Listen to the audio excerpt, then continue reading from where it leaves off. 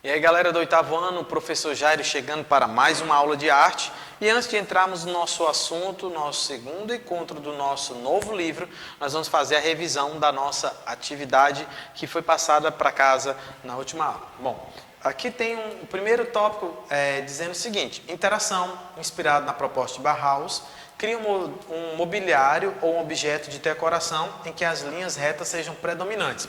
Lembre que nessa última aula nós trabalhamos muito sobre essa questão das linhas retas, que era um detalhe específico de artistas, né? E aí nós também trouxemos um pouco do quadro da Mona Lisa e algumas pessoas que fizeram novamente uma pintura da Mona Lisa, e aí nós conseguimos falar um pouco sobre ela, tá? Só para a gente poder relembrar aqui.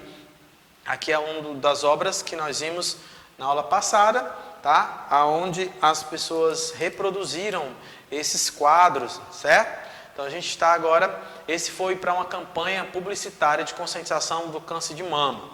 Outro quadro que nós fizemos nessa releitura da Mona Lisa, está aqui algumas obras, tá? Nessa releitura. Então vamos lá dar sequência à nossa aula. A pergunta aqui é justamente uma proposta para que você possa produzir em sua casa um quadro ou uma mobília parecida com o design dessa cadeira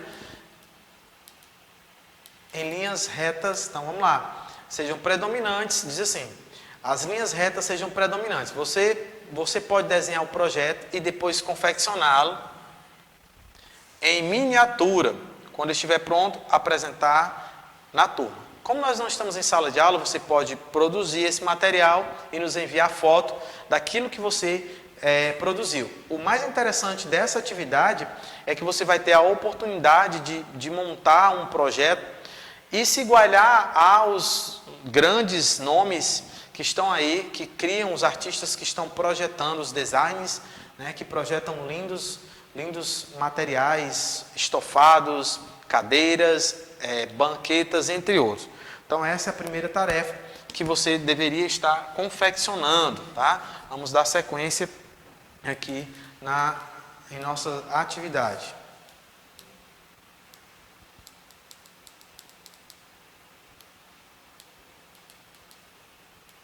Mondrian.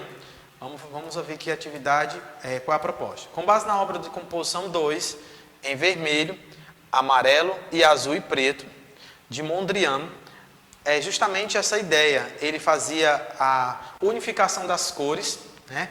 A peça se torna um marco, porque ele unificava essas cores e trazia o que existia de moderno nessa contemplação das cores. Então diz o seguinte: crie uma estampa para a camisa ilustrada a seguir. Então a sua ideia era criar uma estampa baseado nas cores que Mondrian estava desenvolvendo.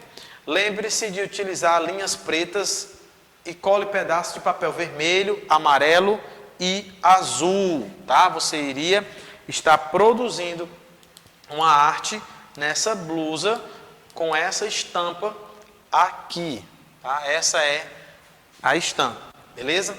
Quero parabenizar nós tivemos aluno que enviou, tá? O seu material depois de pronto, produzido. E se você ainda não conseguiu, esse é o momento de você concluir essa atividade. Vamos lá, sequência em nossas atividades.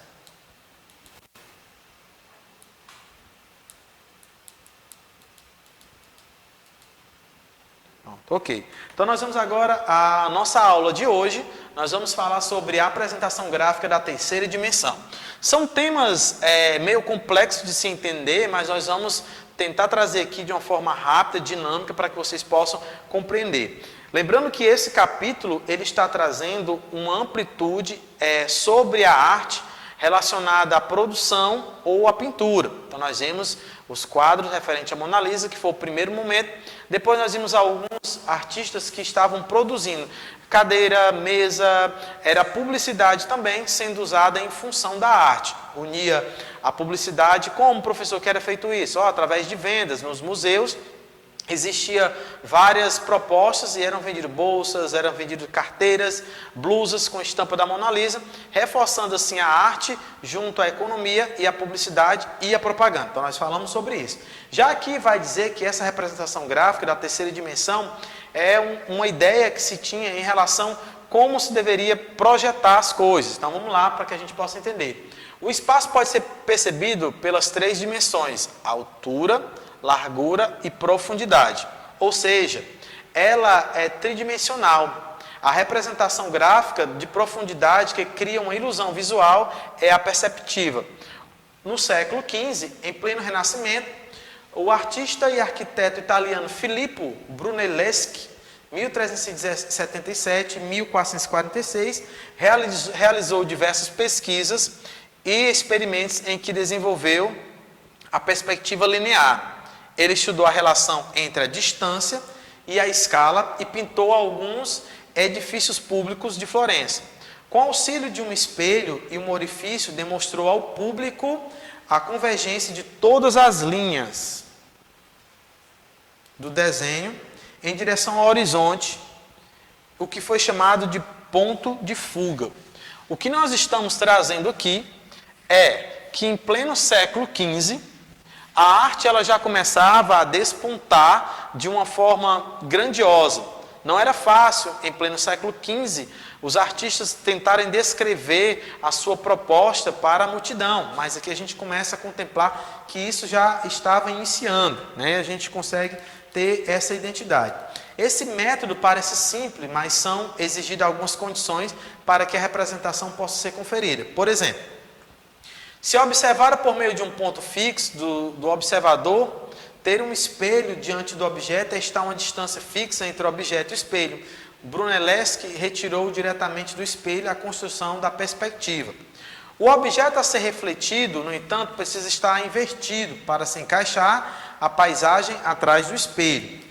Ele estava tentando trazer algumas provas. Com isso, representou objetos com volume em superfície plana com grande realismo, o que influenciou inúmeros artistas e estilos posteriores ao Renascimento ao longo do século. Então ele foi um nome que veio incentivar as grandes produções, as pinturas de quadro, a outro tipo de produção. Um exemplo de perspectiva linear é quando as linhas paralelas de uma paisagem parecem convergir em direção a um ponto de fuga, como os trilhos do trem, que parecem diminuir até sumir no horizonte. Assim, o que está em primeiro plano parece maior do que está no fundo. Então, ele tentou mostrar para uma sociedade baseada no conceito da arte que era possível, em uma imagem, você, ao longo do tempo, do espaço, a proporção que essa imagem tem, ela vai começando a ser modificada. Então, ele dá um exemplo aqui, justamente da linha do trem,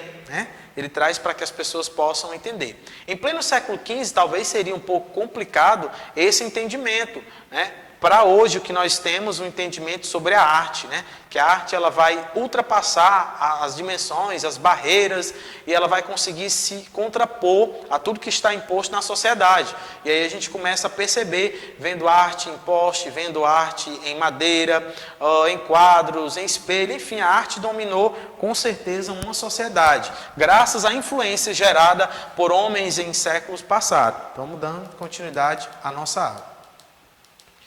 E aí traz justamente a ideia do trilho de um trem, para que a gente possa perceber como esse processo poderia acontecer. Ele tinha a ideia de que iniciava e se perdia no horizonte, né? Então essa era uma das ideias em que ele trazia, que tentava apresentar à sociedade.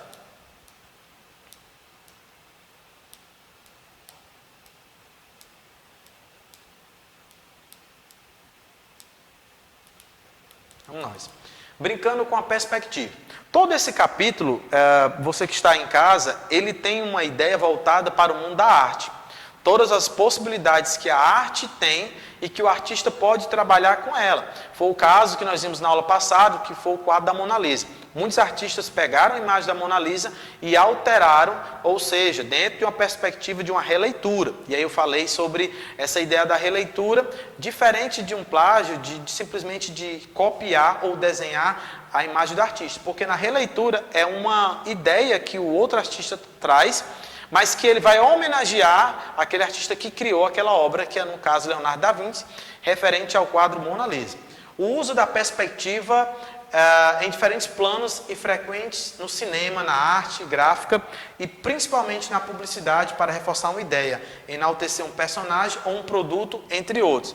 Então, quando a gente vai dizer aqui, brincando com a perspectiva, ou seja, você vai ter um quadro e lá você vai tentar passar para as pessoas que ideia é esse quadro. Então, ele vai justamente nessa perspectiva, né, de apresentar um plano, uma ideia, para que a pessoa olhe e ela consiga, naquele quadro, tirar suas conclusões. Observa a imagem ao lado e responde.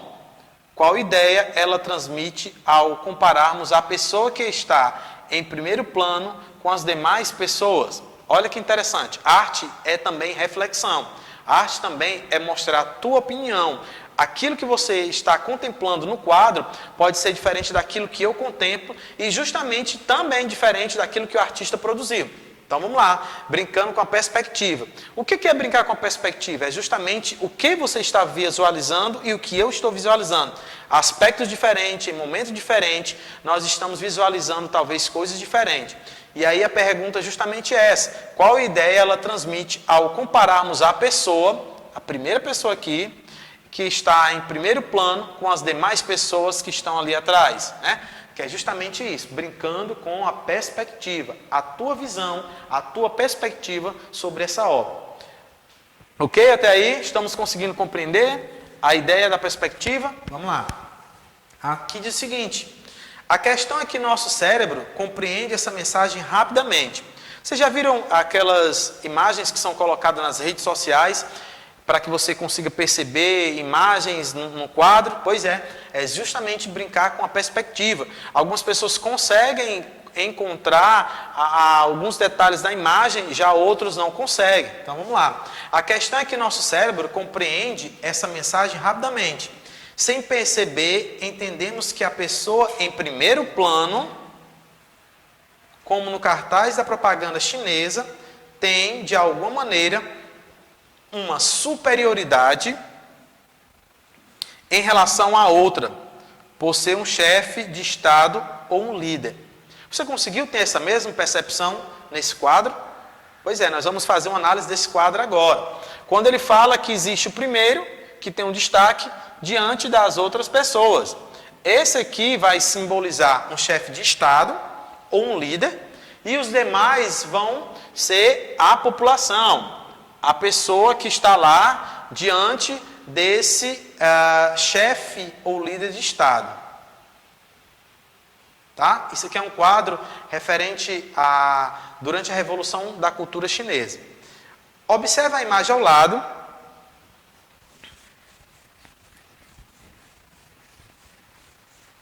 Porque as pessoas estão representadas em tamanho menor que a televisão. Nós vamos para a segunda imagem. Professor, nós estamos trabalhando com o que mesmo? Qual é o tema da nossa aula? Né? Por que nós estamos trabalhando com essa temática? Então, trazendo aqui de novo para vocês, brincando com a perspectiva, que é o que você está contemplando. Então, vamos lá. A segunda diz o seguinte. Observe a imagem ao lado. Porque as pessoas estão representadas em tamanho menor que a televisão? Essa é a pergunta. Vou dar um tempo para que você observe a imagem. Você também pode acompanhar essa imagem no seu livro, tá? Na página 372, você pode estar acompanhando e tirando as suas conclusões sobre essa imagem. Lembrando que, diferente do que nós trabalhamos no capítulo anterior, agora nós estamos vendo algumas ideias na prática, tá? Sobre perspectiva. Como as pessoas olham e observam as imagens. Então, vamos lá.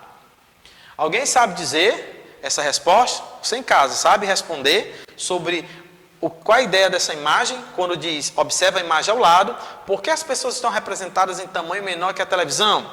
Você conseguiu chegar a uma resposta? Tá? Então vamos lá. Porque a mão com o megafone é tão grande em relação às pessoas? Essa é a segunda pergunta que faz referência a essa imagem. Olha que interessante, a gente tem condições de brincar com a perspectiva, né? A sua visão, o seu pensamento, o seu entendimento sobre essa arte. Então, a arte é isso, é muito livre para se pensar. A arte é livre para que você possa dar a sua opinião e o seu entendimento. Por essa razão que muitas vezes nós chegamos em uma exposição de arte e às vezes você talvez diga assim, não entendi o que é aquele quadro, ou talvez você diga aqueles rabiscos em uma tela. Mas o autor trouxe ali uma perspectiva, a ideia que ele tem sobre aquela dimensão, sobre aquele quadro. E aí é necessário que você observe o quadro, observe a escultura e faça justamente a sua análise, né? Que você consiga perceber a sua perspectiva. Então aqui nós temos duas perguntas e aí é necessário que a gente possa entender sobre essa imagem. Que ideias essa imagem está transmitindo sobre a mídia televisiva e as pessoas que assistem? Outra pergunta. Então isso aqui é para a gente discutir, tá? E você também tem a liberdade de discutir com os seus colegas. Você pode também, lá no seu contato com seus colegas de sala, perguntar para eles o que eles acham dessa imagem, né? Que respostas eles teriam dessa imagem, né? O que eles poderiam dizer sobre essa imagem.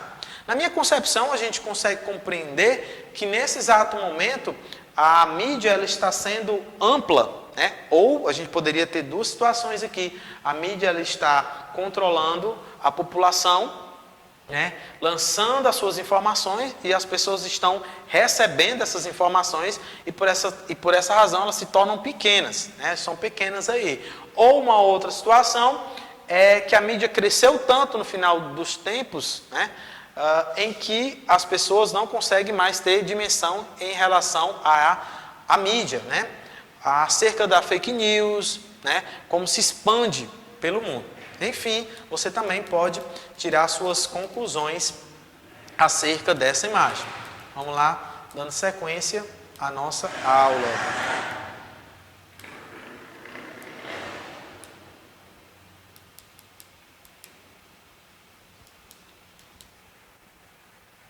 Vamos lá, dando sequência.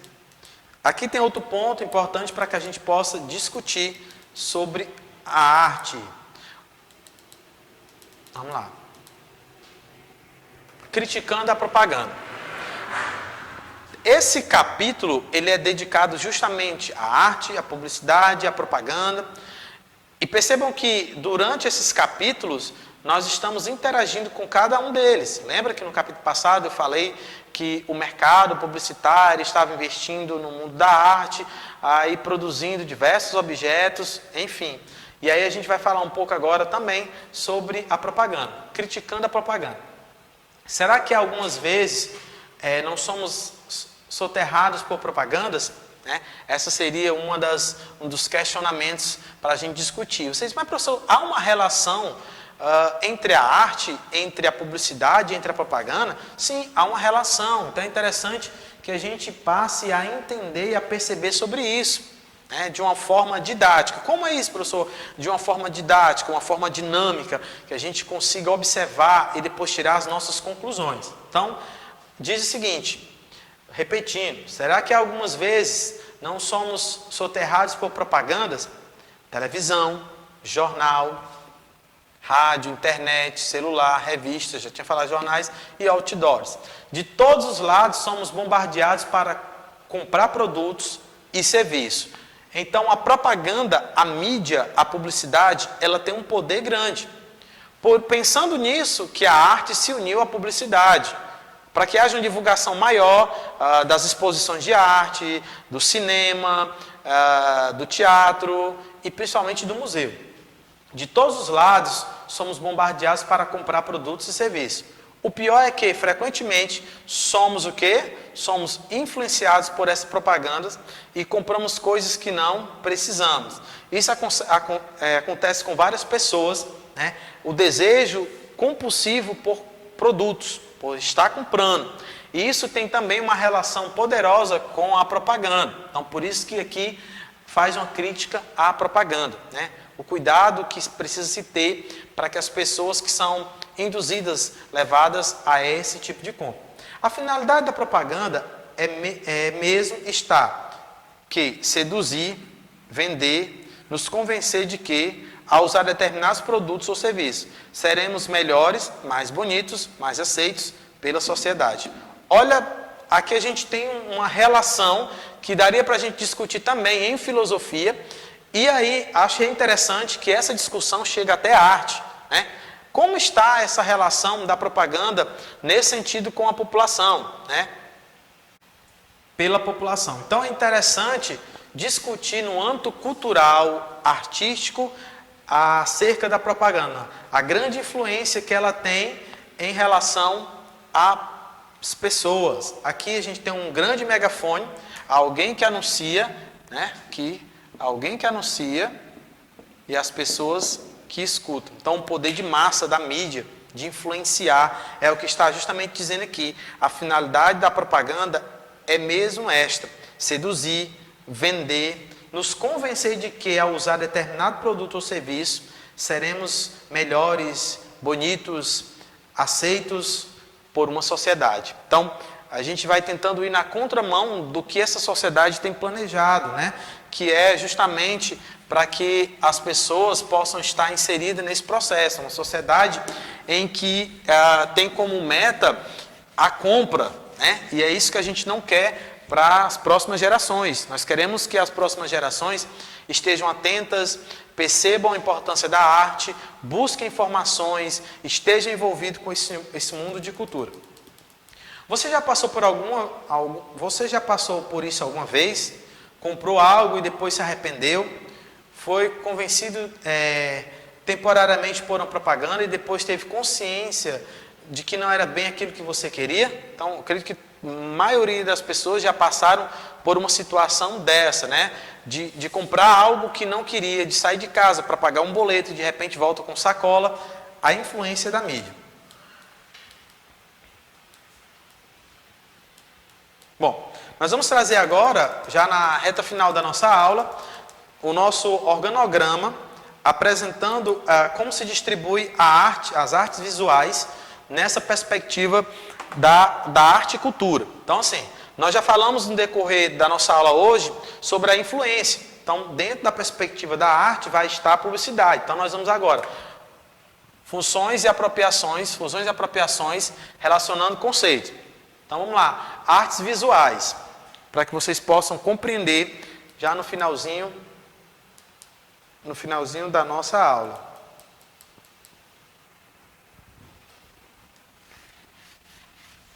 Bom, então, como se organiza artes visuais, né?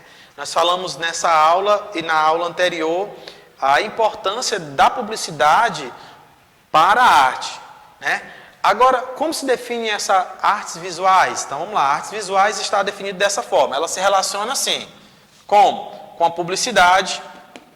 Quer dizer, professor, que as artes visuais está relacionada também com a publicidade? Sim. É necessário que essas artes visuais elas tenham ao seu favor a publicidade. Vamos lá, dando sequência. E o próximo que é a propaganda. Há uma relação. Nesse momento você falou sobre a propaganda e falou pontos negativos relacionados à propaganda, mas há uma relação sim, né, entre a propaganda e artes visuais. Outro ponto que relaciona-se é o design. Perceberam ao longo das nossas aulas como os artistas eles estão atentos aos designs, as cadeiras, as poltronas, mesas, entre outros objetos que são projetados exclusivamente na perspectiva futurística. Então, é o futuro chegando dentro das artes visuais. E isso é muito bom, tá? Inclusive, a tarefa de casa te dava a oportunidade de produzir a estampa em blusa e produzir um móvel, algo que você acha que era interessante. Então, vamos lá. Também está dentro dela a moda, né? A perspectiva da moda relaciona-se também com o design tá? E relaciona-se com a propaganda, que relaciona-se com a publicidade, estão todos ligados a artes visuais, não esquecendo disso. Por outro lado, a artes visuais relaciona-se com gráficos, ok? Tem uma relação com os gráficos.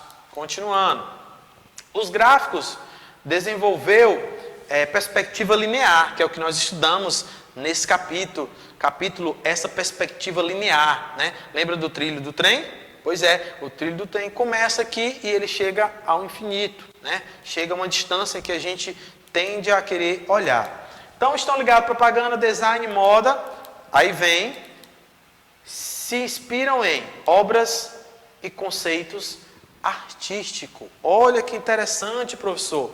Então, o professor quer dizer que a moda, o design, a propaganda e a publicidade, elas vão estar justamente se inspirando nas obras e os conceitos artísticos? Sim. Lembra do material que eu falei, que estão sendo produzidos, estão sendo vendidos dentro dos museus, seja blusas, seja outros equipamentos, estão lá dispostos, estão inseridos nessa compreensão. Obras e conceitos artísticos estão inspirando moda, design, propaganda e publicidade. Então essa é artes visuais, beleza? Eu vou ficando por aqui, um forte abraço, até o nosso próximo encontro.